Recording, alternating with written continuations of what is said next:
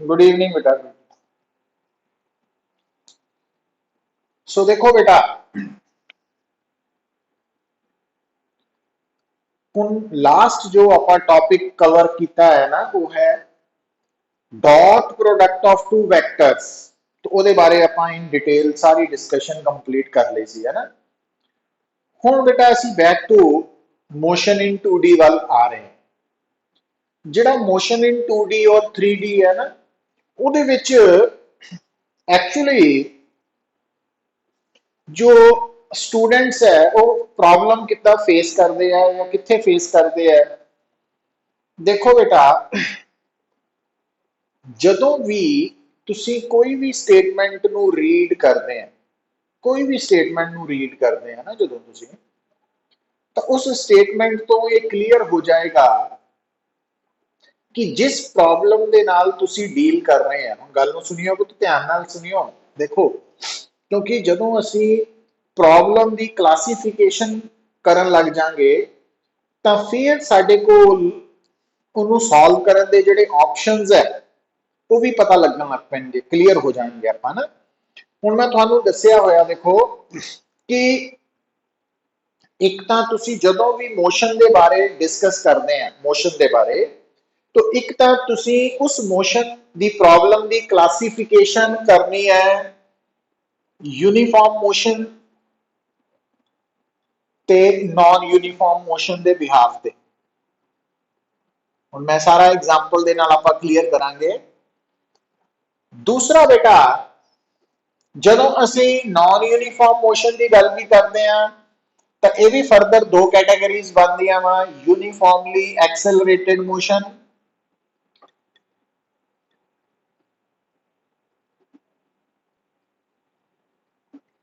और non uniformly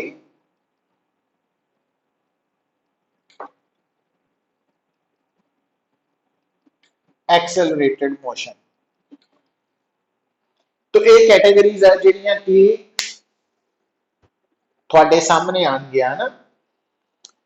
हुण बेटा ध्यान दिओ, अगर ਜਦੋਂ ਤੁਸੀਂ ਕੋਈ ਵੀ ਸਟੇਟਮੈਂਟ ਨੂੰ ਰੀਡ ਕਰਦੇ ਆ ਤਾਂ ਤੁਹਾਨੂੰ ਕਲੀਅਰ ਹੋ ਜਾਏਗਾ ਕਿ ਤੁਹਾਡਾ ਮੋਸ਼ਨ ਯੂਨੀਫਾਰਮ ਮੋਸ਼ਨ ਹੈ ਕਿ ਯੂਨੀਫਾਰਮਲੀ ਐਕਸਲਰੇਟਡ ਮੋਸ਼ਨ ਹੈ ਕਿ ਨਾਨ ਯੂਨੀਫਾਰਮਲੀ ਐਕਸਲਰੇਟਡ ਮੋਸ਼ਨ ਹੈ। ਕਿੱਦਾਂ ਕਲੀਅਰ ਹੋਏਗਾ? ਜੇ ਤਾਂ ਐਕਸਲਰੇਸ਼ਨ 0 है, वेलोसिटी कांस्टेंट है, तो यूनिफॉर्म मोशन। और अगर एक्सेलरेशन कांस्टेंट है तो यूनिफॉर्मली एक्सेलरेटेड मोशन।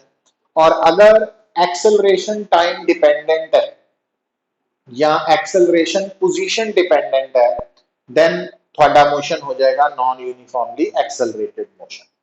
तो एक तो इस तरह आप इनू चेक कर लेना। दूसरी गल बेटा कि तुसी motion no 1D 2D 3D की टर्म च भी देखना, ठीक है। तो जेड़ा यूनिफॉर्मली एक्सेलरेटेड मोशन है, यूनिफॉर्मली एक्सेलरेटेड मोशन वो 1D च भी हो सकता, 2D च भी, है ना। और नॉन यूनिफॉर्मली एक्सेलरेटेड मोशन भी इदा ही है, 1D 2D च हो सकता, 3D च भी हो सकता। तो हुण एक्चुअली जदों बेटा तुहाडा कोई भी मोशन है, चाहे वो 2D च है चाहे 3D च है, तो उहदे च मैं तुहानू दसदा, मतलब आपां 2-3 पिछले लैक्चर च डिस्कस कर चुके हैं कि जो पार्टिकल दी पोजीशन है या पार्टिकल दी वेलोसिटी है या पार्टिकल दी एक्सेलरेशन है, उहदे 1D दे विच सिर्फ एक ही रेक्टेंगुलर कंपोनेंट होएगा, 2D च 2 होंगे और 3D च 3 रेक्टेंगुलर कंपोनेंट्स होंगे, है ना। इन जनरल आपां गल करते। तो गल की है पुत्र, जो भी आप 2D या 3D प्रॉब्लम नाल डील करना, तो चाहे वो पोजीशन है जिन्हों पोजीशन वैक्टर भी कह देंगे हैं, चाहे वेलोसिटी है तो चाहे एक्सेलरेशन है, उन्होंने बेटा 2-2 या 3-3, जो 2D डायमेंशनल मोशन है तो 2, अगर 3D मोशन है तो 3 रेक्टेंगुलर कंपोनेंट्स एग्जिस्ट करते हैं इन जनरल। पर हुण एक गल सुनियो पुत्र, हुण अगर मैनू ये पता लग जाए, अगर मैनू ये पता लग जाए कि जिस प्रॉब्लम के नाल मैं डील कर रहा वो यूनिफॉर्मली एक्सेलरेटेड मोशन की प्रॉब्लम है बट 2D है या 3D है, तो फिर उसनू सॉल्व करने के लिए मैं तुहानू लास्ट टाइम भी दसिया सी कि अगर तो बेटा थोड़ी यूनिफॉर्मली एक्सेलरेटेड मोशन 1D है तो फिर तुसी v is equal to u plus at है ना, s is equal to ut plus half at square ते v square minus u square is equal to 2as और बाकी दो भी सी, तो मेनली आ तीन है। पर जे बेटा uniformly accelerated motion in 2D और 3D है फिर थोड़ी v is equal to u plus at नु ना तुसी v वेक्टर फॉर्म च लिखना। वैसे तो वैक्टर फॉर्म च ही है बट 1D च असी एरो छड़ जाने हैं और इथे s की जगह पे बेटा असी डेल्टा r लिखना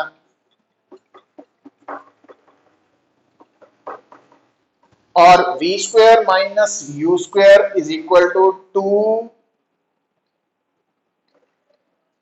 मतलब इथे एक्सेलरेशन और डिस्प्लेसमेंट च डॉट प्रोडक्ट आएगा, ये याद रखना ना। तो ये थोड़े फार्मूलाज बन जाएंगे किहड़े मोशन नु स्टडी करन लई हेल्प करनगे थानू 2D और 3D यूनिफॉर्मली एक्सेलरेटेड मोशन दी प्रॉब्लम नु सॉल्व करन च आ इक्वेशंस हेल्प करनगियां थोड़ी। और एवरेज वेलोसिटी जिहड़ी है वो u प्लस v बाय 2 आ जाएगी ना, इस फॉर्म च आ जाएगी। हुण बेटा ये तो हो गया भी साडे कोल जो इक्वेशंस है जिन्होंने सानू uniformly accelerated motion in 2D और 3D नु प्रॉब्लम नु सॉल्व करन च हेल्प करनी है। पर हुण जिहड़ी प्रॉब्लम है ਉਹਦੀ ਫਾਰਮ ਕਿੱਦਾਂ ਦੀ ਹੋ ਸਕਦੀ ਹੈ, ਉਹਨੂੰ ਗੱਲ ਨੂੰ ਸਮਝਣਾ ਆ ਪੁੱਤਰ। ਕਈ ਪ੍ਰੋਬਲਮਸ ਹੈ ਜਿਨ੍ਹਾਂ ਦੇ ਵਿੱਚ ਤਾਂ ਆਪਾਂ ਈਜ਼ੀਲੀ, ਕਿਉਂਕਿ ਅਸੀਂ ਨਾ ਯੂਜ਼ ਟੂ ਹੈ ਕਿ ਅਸੀਂ 1D ਮੋਸ਼ਨ ਦੇ ਨਾਲ ਜ਼ਿਆਦਾ ਡੀਲ ਕਰਦੇ ਆ ਰਹੇ ਹਾਂ 9th ਤੋਂ, ਇਸ ਕਰਕੇ ਅਸੀਂ ਉਹੀ ਕਨਸੈਪਟ ਨੂੰ ਅੱਗੇ ਕੈਰੀ ਔਨ ਕਰ ਜਾਂਦੇ ਆ। तो रुक के वेट करके सोच के फिर अप्लाई करना कोई भी कंसेप्ट कि ये 1D मोशन है कि 2D है कि 3D है। ये मैं गल बड़े ही आराम नाल तुहानू दस रहा क्योंकि इत्थे ही फिर गलती हुंदी है स्टूडेंट्स दे कोलों, क्योंकि 2-3 साल की प्रैक्टिस जिहड़ी 1D नाल हुई है ना तो वो आदत पै चुकी है आपां नूं, है ना। पर उसनूं बदलना वा, तो आदत नूं बदलना बड़ा मुश्किल काम हुंदा ना, उहदे लई फुल डिटरमीनेशन चाहिए है भी असीं इहनूं हुण चेंज करना। उहदे लई खास स्टे लैके सोचना पएगा थानू, फिर आप अगे प्रोसीड करांगे। हुण देखो बेटा, हुण लिखो एक स्टेटमेंट लिखो न्यूमेरिकल दी, फिर थानू गल समझ आएगी।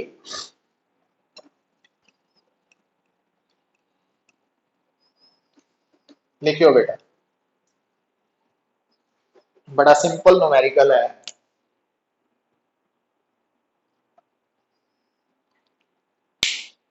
ए particle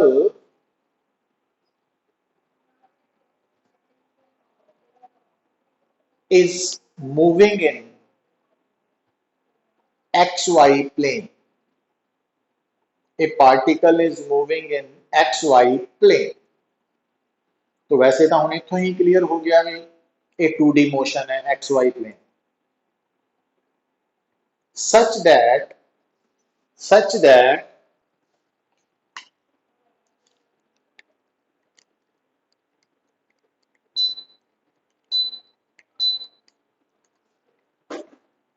that at time t is equal to 0,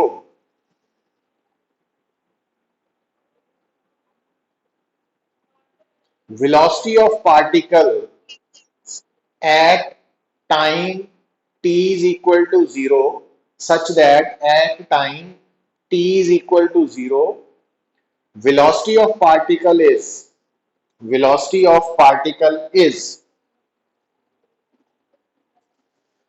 5 meter per second, 5 meter per second along x-axis, along x-axis, and its acceleration is, and its acceleration is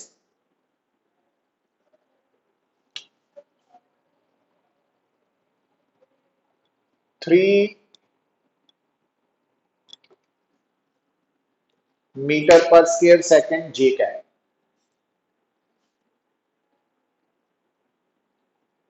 Calculate the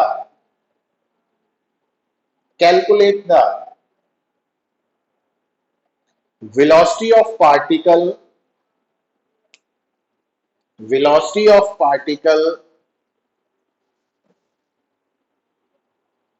after time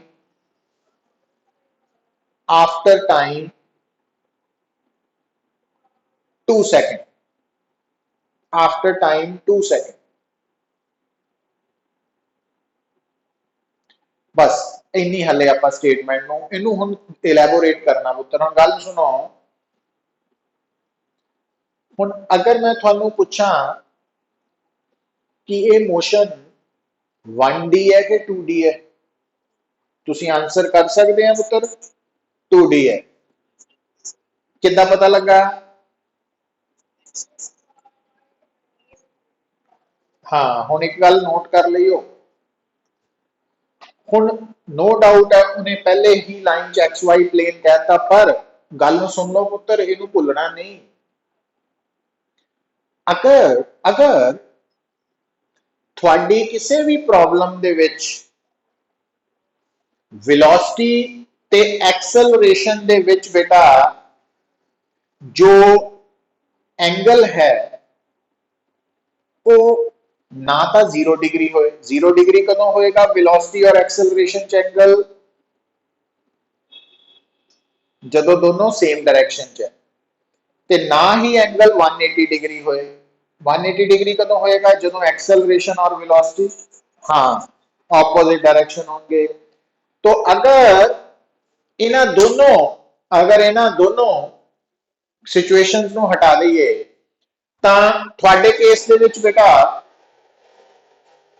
तुसी कितना इस गल नूं प्रॉब्लम नूं recognise करोगे कि ये 2D motion दी है कि 2D मोशन च ना वेलोसिटी और एक्सेलरेशन दे विच जो एंगल है वो ना तो 0 डिग्री होएगा ना 180 डिग्री होएगा, इस तो इलावा कुछ भी हो सकता।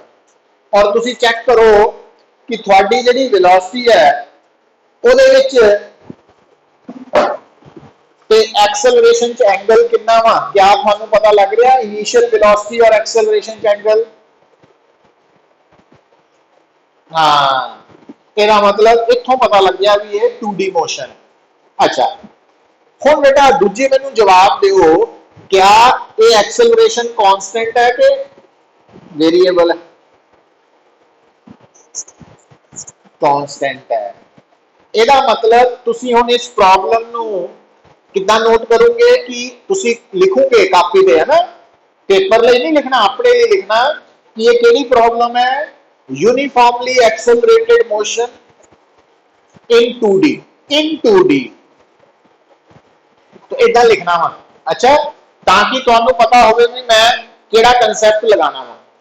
जदों तुसी ये लिख लिया हुण उस तो बाद बेटा ध्यान नाल गल सुनियो, थानू इनिशियल वेलोसिटी दिती हुई है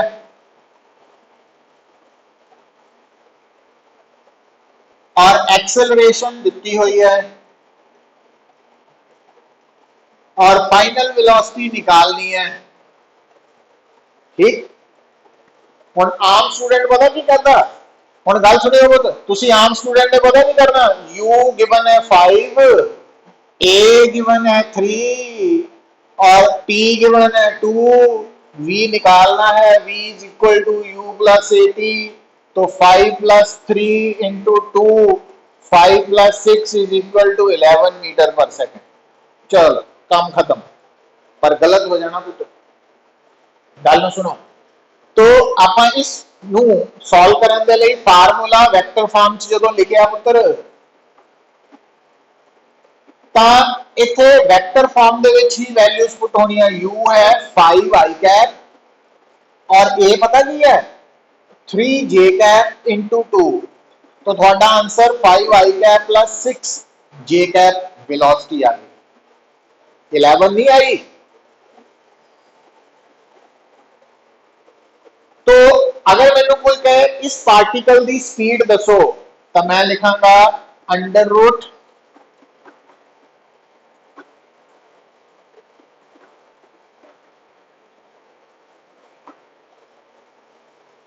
और अगर मैंने कोई कहे कि आफ्टर टाइम 2 सेकेंड इस वेलोसिटी की डायरेक्शन दसो, एक दा डायरेक्शन मैं दस सकदा यूनिट वैक्टर की फॉर्म च किदा, तो v vector divided by v।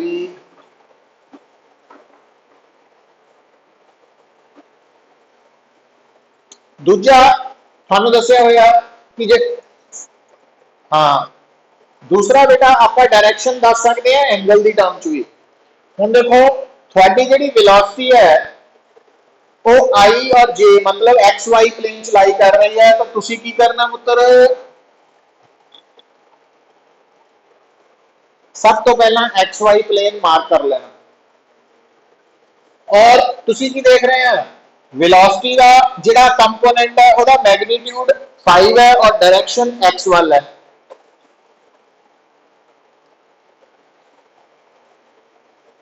और दूसरा कंपोनेंट मैग्नीट्यूड 6 है और डायरेक्शन जे कैप है। हुण इत्थे मैं क्योंकि सैकेंड कंपोनेंट की टेल को फर्स्ट दे हेड पे रखिया, तो ये ट्रायंगल लॉ ने हेल्प करनी मेरी। तो आ बेटा रिजल्टेंट है, this is resultant B vector. और आ जो एंगल है अल्फा, ये अपन tan alpha is equal to perpendicular over base.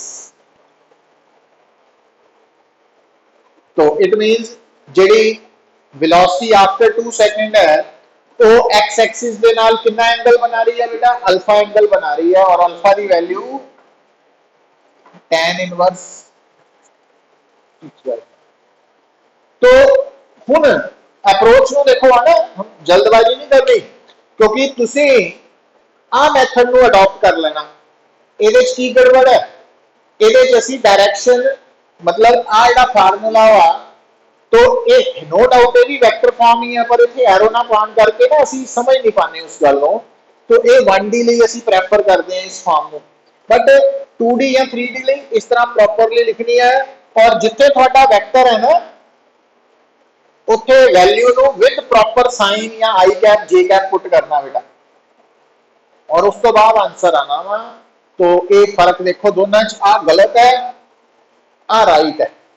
तो इस तरीके नाल सॉल्व करना, प्रॉब्लम सॉल्व करने कोई मुश्किल नहीं है, स्टार्ट ही गड़बड़ कर देनी तुसी लोगों ने। और इस फर्क को मतलब थानू डिफरेंस पता होना जरूरी है बड़ा। तो इत्थे तक किसी को कोई डाउट नहीं है ना। तो हुण बेटा इसे ही न्यूमेरिकल का बी पार्ट लिखो।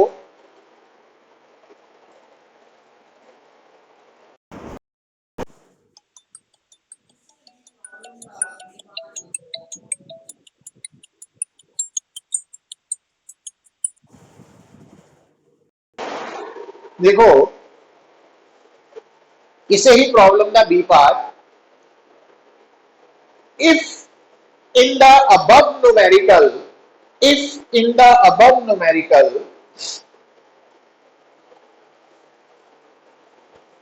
position of particle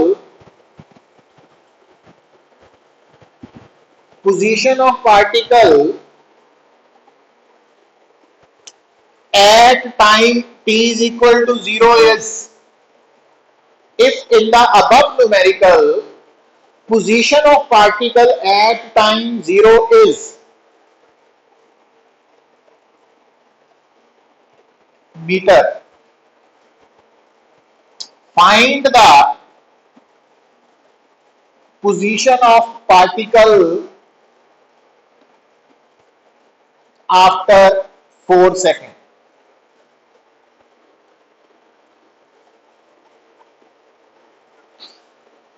हुण गल नूं सुनियो पुत्र, क्योंकि आज जो पार्ट्स है इन्होंने थानू दस चुका वा कि ये uniformly accelerated motion in 2D है। तो थानू इनिशियल पोजीशन गिवन है, फाइनल पोजीशन निकालनी है आफ्टर टाइम 4 सेकंड। क्या सुजेस्ट कर सकते हैं बेटा केड़ा फार्मूला आएगा?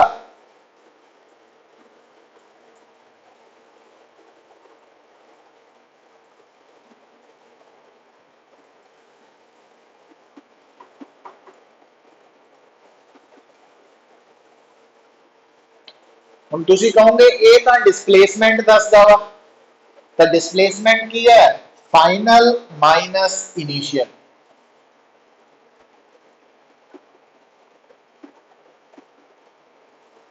तो आपका फाइनल पोजीशन ही निकालनी है ना।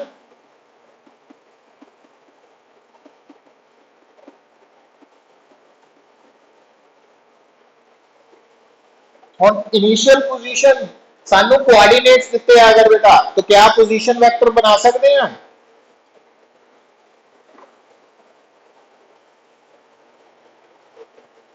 तो अगर पोजीशन कोऑर्डिनेट्स होन तो पोजीशन वेक्टर कितना बनता, एक्स कोऑर्डिनेट नु आई कैप नाल, वाई कोऑर्डिनेट नु जे कैप नाल मल्टीप्लाई करके ऐड कर लेने हैं, plus you vector 5 I cap ते टाइम दिता 4, एक्सेलरेशन 3 जे कैप,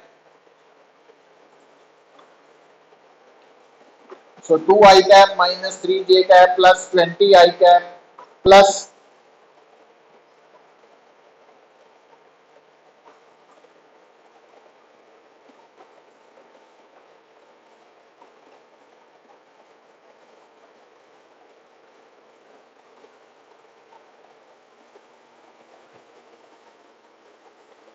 तो आ पोजीशन आ गई बेटा।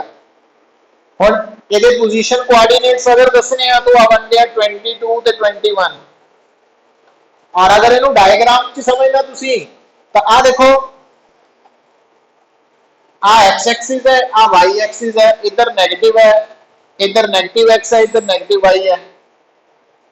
तो 2 और -3, x2 है, y -3 है, तो x2 है और y -3 है, तो आ पॉइंट आ गया पुत्र -3 का ना, नीचे नु -3 इधर नु। अच्छा, और फाइनल 22 21, तो x वाल 22 है, y वाल 21, लगभग आ हो गया ना, आ वैल्यू 22 है, आ 21 है, तो आ इनिशियल पोजीशन है, फाइनल होएगी पार्टी। तो इस तरीके नाल तुसी सॉल्व करना इस कंसेप्ट नु ना, तो विजुअलाइज इतना करना इस प्रॉब्लम नु। तो इस केस दे विच देखो न्यूमेरिकल कैलकुलेशन भी कोई मुश्किल नहीं है, बस प्रॉब्लम कित्थे आनी है पुत्र, प्रॉब्लम आनी है कि तुसी जदों ये डिसाइड ही नहीं करना, सोचना ही नहीं, तुसी फार्मूला सीधा ही लगा देना s is equal to ut plus half at square, है ना, ਉਹਦੇ ਚ गड़बड़ करनी तुसी लोगों ने। तो इनू वैक्टर फॉर्म च पुट करना सारा कुछ, ਤਾਂ प्रॉपर आंसर आएगा। सो ये दसो मैनू कि थानू इत्थे तक हुण कोई डाउट है किसी नू किसी तरह का।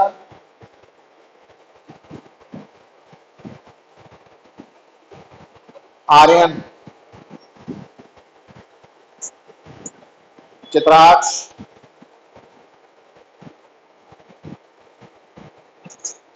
क्लियर है। गर्भ, रक्षित, विश्व, वंश,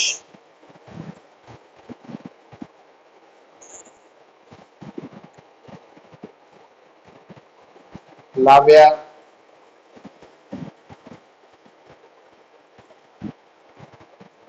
लाव्या, मान्या,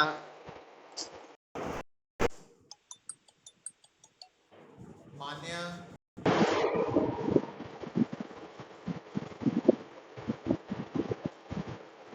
खुशी, महक, मायशा,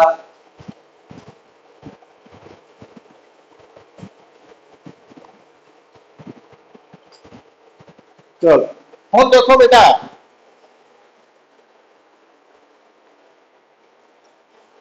तो हुण पुत्र एक गल ध्यान च रखनी है तुसी,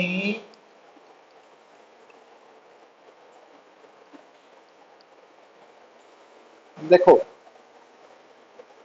क्योंकि लिसन, क्योंकि तुसी 9th दे विच Newton first second third law बारे ऑलरेडी स्टडी किया, इत्थे भी करांगे दोबारा, पर थानू पता वा कि force is equal to mass into acceleration. पहली गल कि अगर मैनू force acting on a body और मास बारे पता वा तो मैं एक्सेलरेशन फाइंड आउट कर सकदा हां।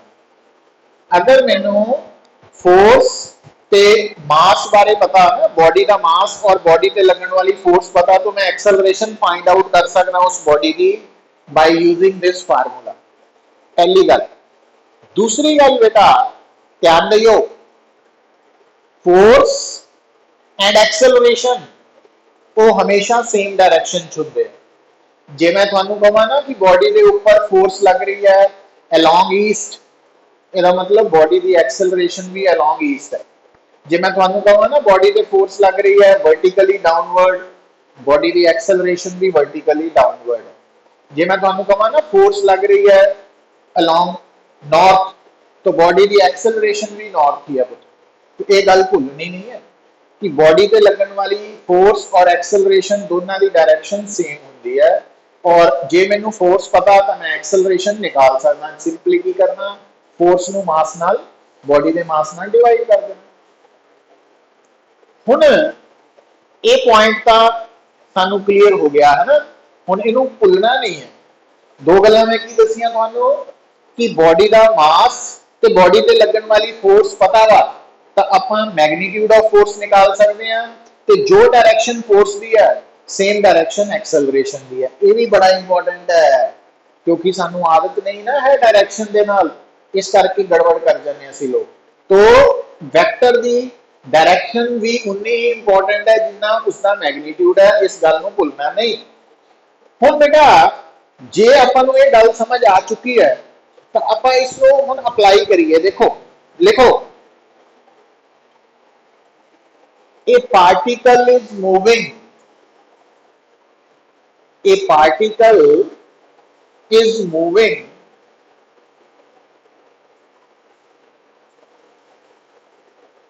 along a straight path, a particle is moving along a straight path with velocity 5 meter per second. A particle is moving along straight path with velocity 5 meter per second.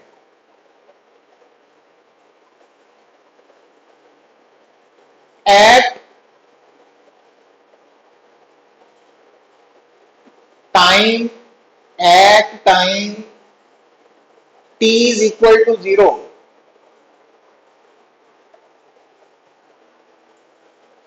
at time t is equal to 0, a constant force, a constant force of magnitude, a constant force of magnitude 12 Newton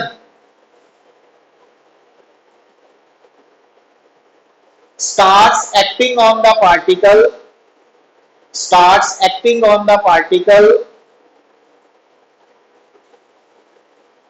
in a direction, in a direction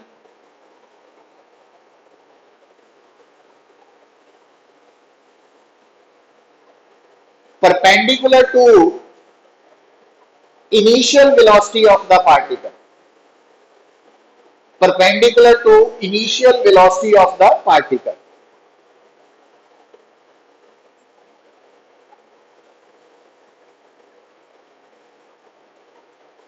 Find velocity of the particle after 1 second.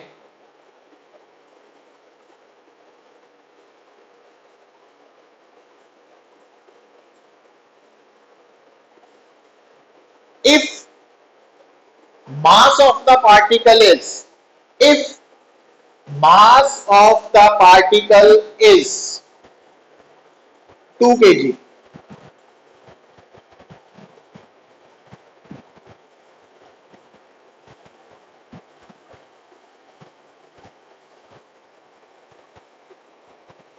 देखो बेटा ध्यान नाल गल सुनियो, थानू इत्थे जो given है, जो गिवन है, पहला तो वो मैनू दसो की गिवन है। क्या तुसी मैनू दस सकते हैं?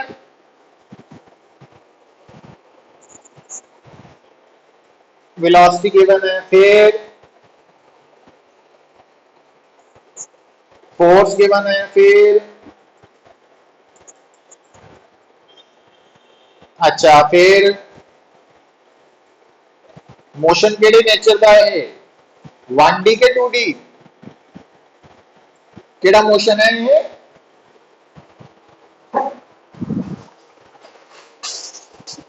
1D है, क्यों? अच्छा, और कोई बेटा, कोई स्टूडेंट जेड़ा इहदे बारे कोई दसना चाहता? बोलो बोलो।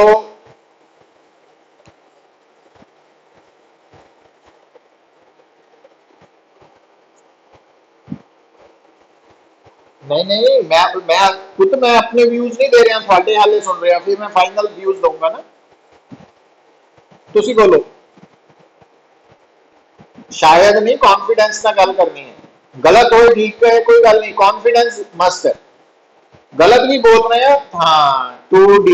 क्यों 2D?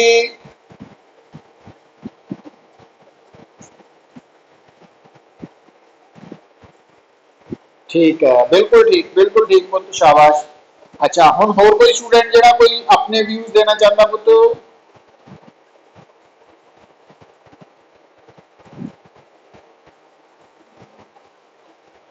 रक्षित, तेरे कोई व्यूज नहीं है?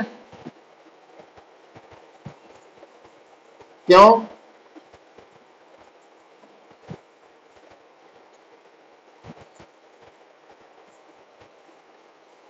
ਤੁਹਾਨੂੰ मैं की दसिया सी पुत, 2D मोशन होने दे लई केड़ी कंडीशन मैं ਤੁਹਾਨੂੰ दसी सी?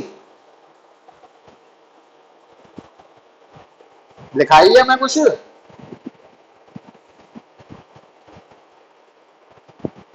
आर्यन,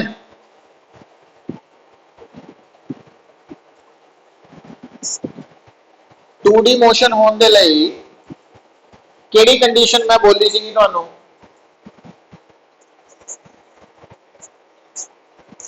वो तो हो गया, पर एक होर भी मैं बोलिया सीगा कि वेलोसिटी इनिशियल वेलोसिटी और एक्सेलरेशन च कितना एंगल होना चाहिए ना? 90 नहीं मैं बोलिया, मैं क्या सीगा कि इनिशियल 0 और 180 नहीं होना चाहिए, होर कुछ जड़ा मर्जी होए। अच्छा, हुन इस न्यूमेरिकल च जिहड़ी फोर्स है, क्योंकि वो इनिशियल वेलोसिटी दे की है पुत्र?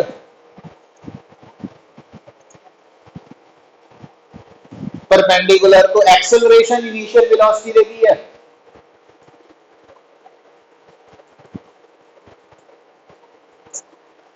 हाँ, क्यों? क्योंकि एक्सेलरेशन और फोर्स की डायरेक्शन हमेशा